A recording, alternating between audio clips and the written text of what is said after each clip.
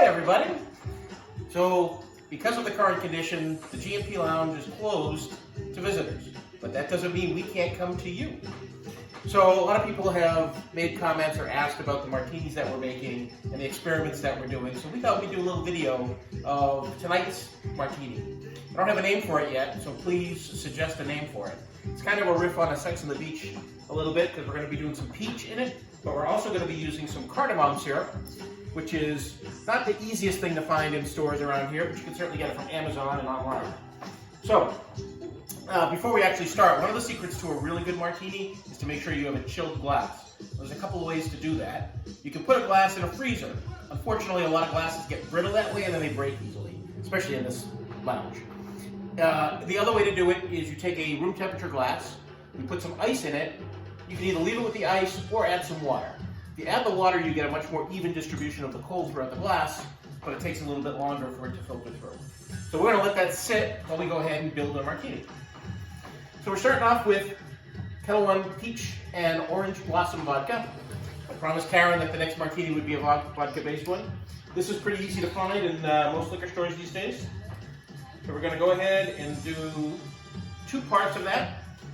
For the way I measure, this is 4 ounces of that.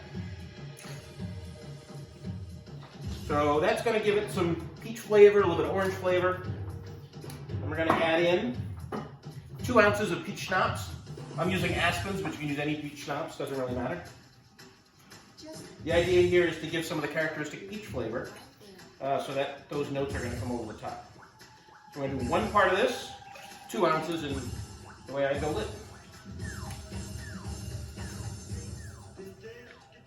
Then we're going to do 1 ounce of the cardamom syrup. I already have one that's open, so I'm going to finish this off.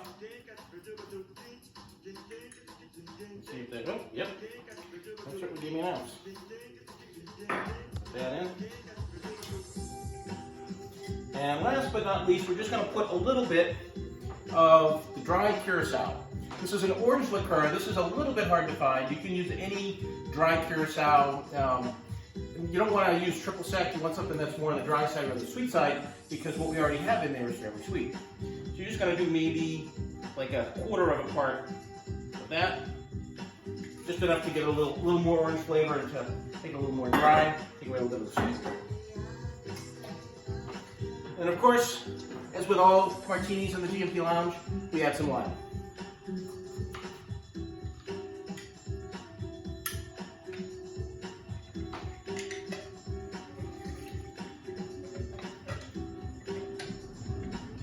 That was a half a lime. You can use lime juice, but generally speaking, a half a lime fresh squeeze gives you about the right amount of lime juice.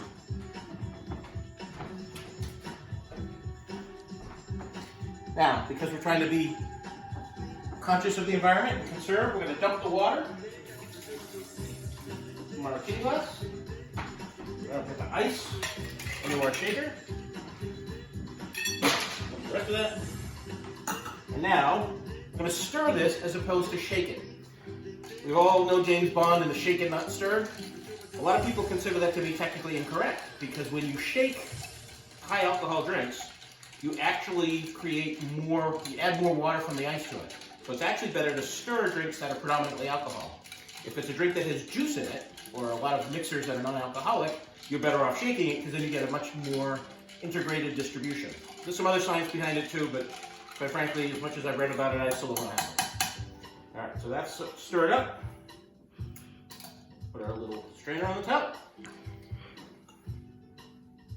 Pour.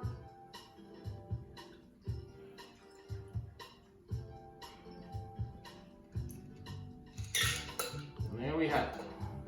Now, we'll see how it tastes.